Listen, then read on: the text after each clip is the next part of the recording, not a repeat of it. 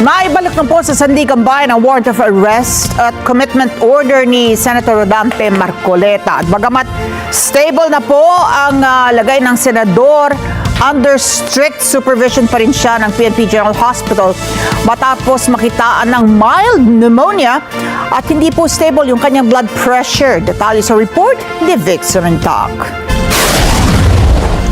Kinumpirma ng Philippine National Police na nagkaroon na ng return of warrant of arrest at commitment order kay Senador Rodante Marcoleta sa Sandigan Bayan.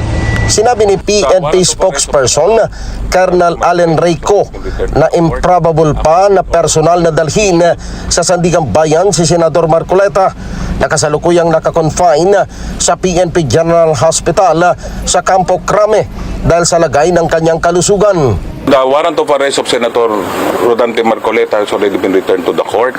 A commitment order has already been issued.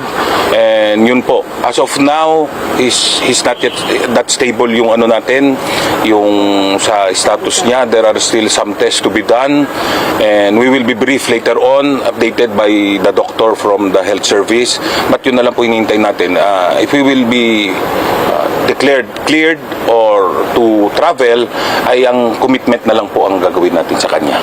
Ayon naman kay Dr. Lieutenant Colonel Banili Bayani ng PNP Health Service ng PNP General Hospital, bagamat stable ang lagay ni Senador Marcoleta, hindi siya fit to travel sa ngayon para dalhin ng personal sa Sandigan Bayan.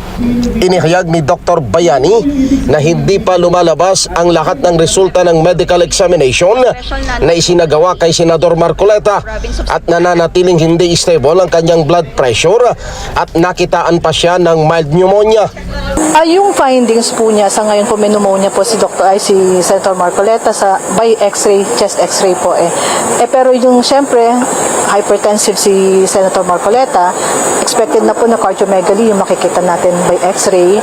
Sa edad po niya at saka dun sa fluctuating blood pressure niya, hindi po maganda para po sa kanya yun.